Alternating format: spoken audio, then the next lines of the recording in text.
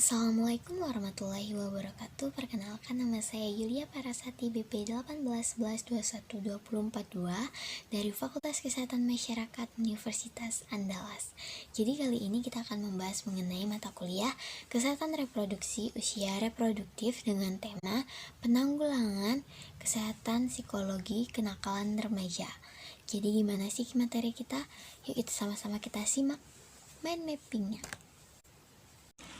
Baiklah, mind map kita kali ini berjudul mengenai penguatan karakter sebagai upaya penanggulangan kenakalan remaja yang ditulis oleh Ketut Cukup, yang kedua Iputi Rasmadi Arsaputra, lalu Dewa Gede Pratnya Yustiawan dan Jimmy Z. Usfunan, yang diterbitkan pada tanggal 1 Februari 2020 dengan penerbit jurnal Kerta Wicaksana pada volume 14 nomor 1. Pada judul jurnal sekarang, kita mendapatkan beberapa poin. Yang pertama adalah remaja. Jadi remaja merupakan sebuah komunitas manusia yang mengalami suatu proses transisi dari masa kanak-kanak yang penuh dengan ketergantungan menuju perubahan-perubahan yang ditandai dengan pengalaman-pengalaman baru yang sebelumnya belum pernah dialami baik bidang fisik maupun psikis. Itu menurut Basri tahun 1996. Selanjutnya adalah kenakalan remaja. Menurut Santrok, kenakalan remaja merupakan kumpulan dari berbagai perilaku, mulai dari perilaku yang tidak dapat diterima secara sosial sampai tindakan kriminal. Senada dengan Santrok, Musen juga mengungkapkan bahwa kenakalan remaja adalah perilaku yang melanggar hukum atau kejahatan yang biasanya dilakukan oleh anak remaja yang berusia 16-18 tahun. Jika perbuatan ini dilakukan oleh orang dewasa, maka akan mendapatkan sanksi hukuman. Pendapat lain oleh Gunarso tahun 2010 bahwa dari segi hukum, kenakalan remaja digolongkan dalam dua kelompok, yaitu kenakalan yang bersifat amoral dan sosial serta tidak diatur dalam undang-undang, sehingga tidak dapat atau sulit digolongkan sebagai pelanggaran hukum, dan kenakalan yang bersifat melanggar hukum dengan penyelesaian sesuai dengan undang-undang yang ada dalam hukum yang berlaku, sama dengan perbuatan melanggar hukum bila dilakukan orang dewasa. Ada beberapa bentuk kenakalan remaja dan anak, yaitu yang pertama kenakalan remaja terisolir atau delinkuensi terisolir.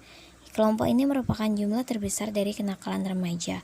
Pada umumnya mereka tidak menderita kenakalan atau kerusakan psikologi.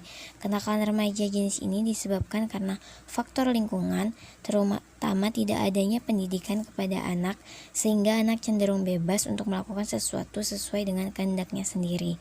Yang kedua ada kenakalan remaja neurotik atau delinkuensi neurotik.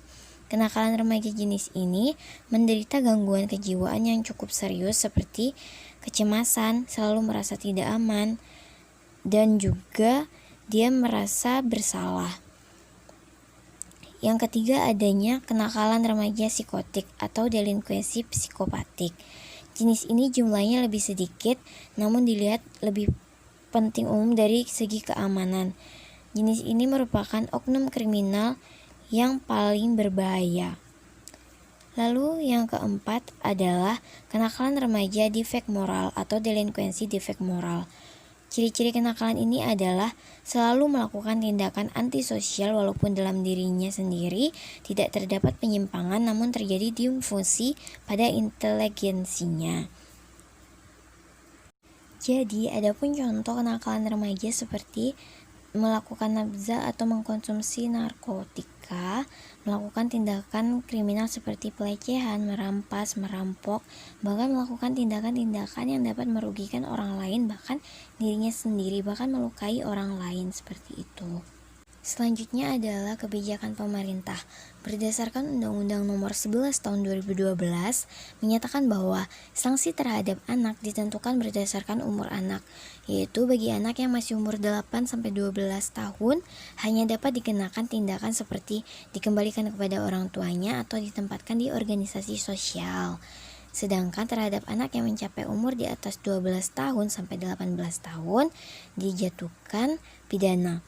Lalu penyalahgunaan narkoba pada pasal 127 ayat 1 Undang-Undang Nomor 35 Tahun 2009 tentang narkotika bahwa narkotika golongan 1 bagi dirinya sendiri dipidana dengan penjara paling lama 4 tahun. Lalu golongan 2 bagi dirinya sendiri dipidana dengan penjara paling lama 2 tahun. Yang golongan 3 dipidana paling lama 1 tahun. Lalu undang-undang mengenai seks bebas yang diatur dalam KUHP, tetapi tindakan pidana tersebut dapat dijerat dengan pasal 281 KUHP yang mengatur pelanggaran kesusilaan di depan umum, diancam dengan pidana penjara paling lama 2 tahun 8 bulan atau denda paling banyak Rp500.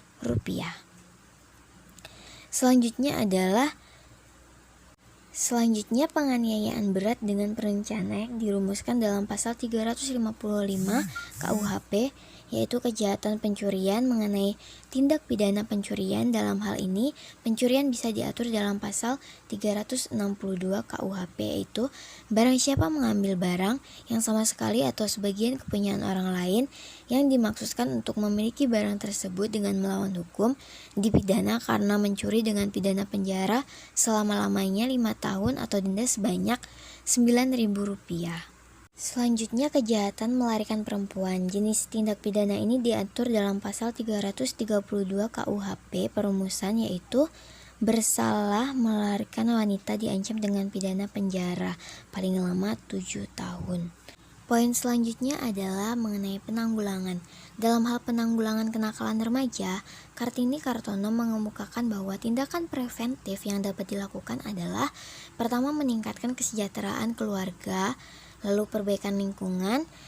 Seterusnya adalah mendirikan klinik bimbingan psikologis dan edukatif untuk memperbaiki tingkah laku dan membantu remaja dari kesulitan mereka.